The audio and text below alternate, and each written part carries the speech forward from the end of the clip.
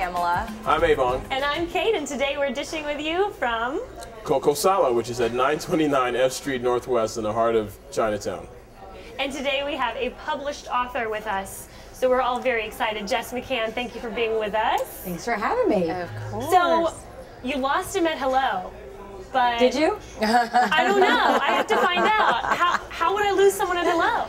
It's actually pretty easy. And the problem is a lot of Bad girls breath. don't. That's one of them. Got to be, easy on the garlic. But yeah, I wrote the book because a lot of women they were emailing me a lot and asking me a lot of questions. I'm a dating coach, and a lot of women often don't realize that when they're dating a guy and they're trying to close on a commitment, they don't realize that they've lost the guy in the very beginning. Oh. So that's kind of what the title implies. You can be dating someone for a really long time and not realize that he's not really equally dating you.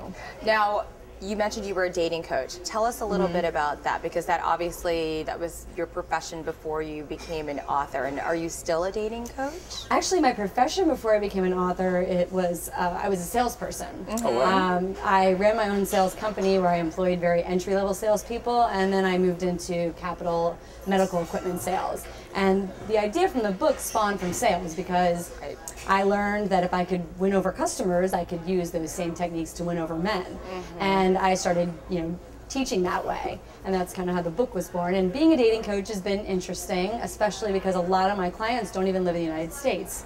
They live, my book just got published in Indonesia, so I get a lot of really strange emails from women that don't speak a lot of English. They kind of sound like Yoda in the email.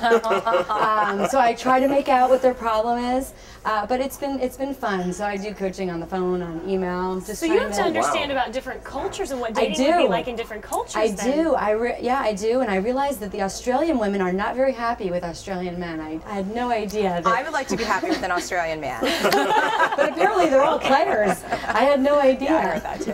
Well, can you tell us some of the things, just a few of them, because I know we want people to go out and buy the book. But yes, we do. What other than bad breath? How do we know if we lost them? Because I don't want to date somebody for years and years and years if it was never going to work out to begin with. Well, one of the #1 tips that I talk about in my book is called filling your funnel. And what that means, a salesperson makes sure that they have, 5 or 6 sales going on at once, because they know they're not going to close 5 or 6. They're going to close maybe 1 or 2. Well, you have to fill your funnel with lots of guys. Don't just date one guy at a time. Really? Date 4 and 5 guys, because they're going to drop off. You're going to figure out you don't like them. You're not going to click. And you're going to have to keep starting all over if you only date 1 at a time. Now, I'm not talking about getting intimate. Serious. I'm talking about going on casual dates, getting to know these people. But yeah, filling your funnel is a big mistake. Women don't fill their funnel, and they're always getting that feeling of, why is it never working out? I spent 8 weeks on this guy, and it didn't go anywhere. Well, if you had 3 or 4 guys in your funnel, you wouldn't care. Because that guy probably has 3 or 4 women in his funnel, and you didn't even know about it. True. Absolutely. I really like the fact that you equate sales with relationships and dating. I mean, that's phenomenal. I never thought of it that way, but it is exactly that way. Because if you really strip away sales and what it is at its core, it's just relationship building. Right. I mean, I sell myself to a customer before I sell my product. Customer likes me, he buys. He doesn't like me, he doesn't buy. So it's really that simple. It's just an exact parallel. So have you read The Rules? I've read everything, and yes, I've read that one. Do we think there are rules to dating? There are some logical rules that you should follow, because women especially, they let their emotions take over. They make emotional decisions. That's not always good. So if you can put a bit of logic behind, the choices that you make, you will come out a little bit more successful when it comes to dating. Well, here's a question for you, because I'm past my 20s, unlike some other people. As am I. It's okay. So I feel that how I dated in my 20s is very, very different than how I'm dating now in my 30s. Have you found that with talking to some of the women that you're coaching or having conversations with? Yes, and that would be like a 12-hour conversation, Pamela, because there are just so many ways that it's different.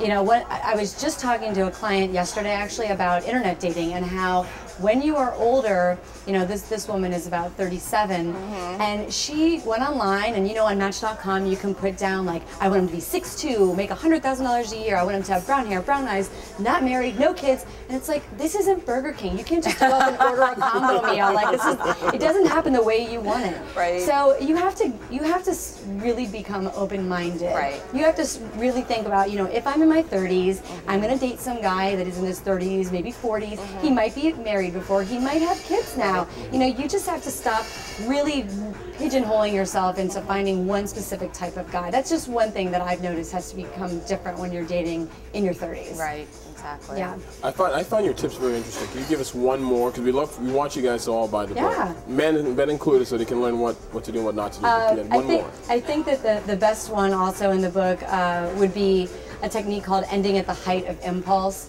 which means when you're on a date and you're having the most fun with a guy, that's when you shake his hand, give him a kiss on the cheek, and head home. But a lot of women, when they're having the most fun, that's when they're like, okay, well, let's go to the next bar, or I want to go out to your place, and let's rent a movie. And because they're having such a good time, they keep going. High note. You have to end on a high note, exactly. You know, it's the same thing with sales. When I see a customer is really interested in my product and they're giving me a lot of buying signs, that's when I know if I close right then, I'll get a yes. I'll get a return call, I'll sign the deal. You know, if I keep talking and bore them, they're going to start to lose interest, they're going to want me to leave. And then if I try to close, they might just say no. The overselling. Yeah, the overselling. So you have to read interest, end at the height of impulse, and you know, and then you'll get a call back. You'll get a second date. Well, you know what, Jess? It's the height of impulse for us. We have to go. And we have to go, but we want everybody to make sure that they know about Jess McCann's You Lost Him at Hello. Make sure you go and check it out. I'm sure you can get it at Amazon.com, right? Probably Barnes & Noble as well. Yes. And any other of our local retail book sales. There's also an event next Thursday with the DC Young Professionals called Stop Losing Him at Hello. How to win him over in 3 dates next Thursday at the Science Club. Very good. So lots of opportunities to meet Jess. She's on Facebook. I'm sure she's probably on Twitter. Check her out and check us out next time right here on The District Dish.